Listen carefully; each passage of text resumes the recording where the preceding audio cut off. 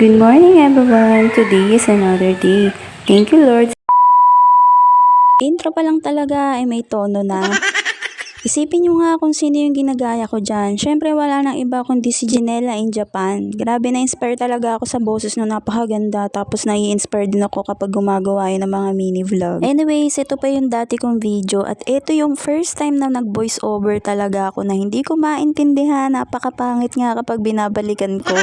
Hindi na nga bago sa akin yung pagsushoot ng mga video dahil nga sa Red App, doon ako nag-start talaga magawa ng mga video. Pero yung mga video ko nga doon na hindi ko bino-voice over dahil nga kapag nag-film ako doon, direct ko talagang sinasabi. As you can see, mga meeting naman yung video ko dito, hindi talaga maganda yung quality. Basta ang nasa isip ko lang dito ay magbibideo at magbablog ako. Akala ko nga napakadali lang nito at napakasimple. Paano kasi pag nanonood ako sa Blue App, ang dali-dali lang nilang gawin. Parang ang dali-dali lang gamain. Pero sa totoo lang mga mina, napakahirap nga nito dahil ikaw na yung director, ikaw pa yung artista, ikaw yung cameraman at syempre ikaw din yung editor. Para sa mga nagtatanong kung madali ba yung pagbablog at paggagawa ng mga mini vlog, yes madali siya kung marami kang maiisip na i-content at marami kang idea na naiisip. Pero pag pinasok mo nga yung pagko-content creator, huwag kang umasa agad-agad na magbo-boom ka. Dahil isipin mo, napakadaming magagaling at napakagandang quality ng mga video na makakalaban mo sa social media. Nung mag-start nga ako magawa ng mga mini vlogs dito sa Blue App, na-inspire ako sa mga mami na nagagawa ng mga content na naglilinis ng bahay, nagagawa ng mga gawaing bahay at kung ano-ano pa. Tapos ayun din yung mga ginagawa kong content noon. Gumaya nga din ako sa kanila tapos nung nag-upload nga ako ng video noon, time na yon, Diyos mio, napakababa talaga ng views. Kaya sortehan na kapag umabot nga ng 200 plus yung mga video ko noon. Sa bagay hanggang ngayon naman mababa pa rin yung views ko.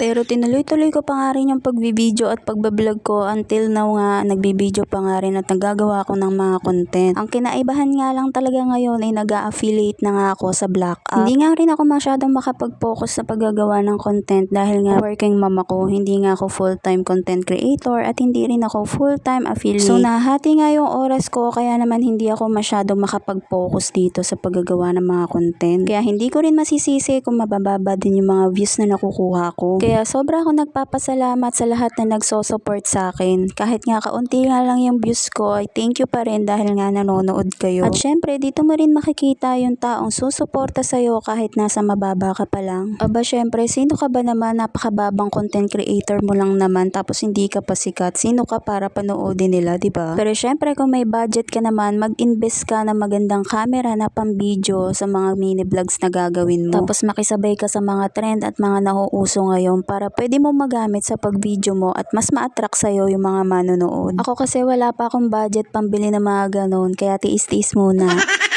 O para sa mga kakilala ko dyan na nagtatanong kung nakakasahod na po ako dito kay Blue App, abay syempre hindi pa. Pero kung isusupport nyo ako at palagi kayo manonood ng mga mini vlogs at mga videong ina-upload ko, baka sakali pa.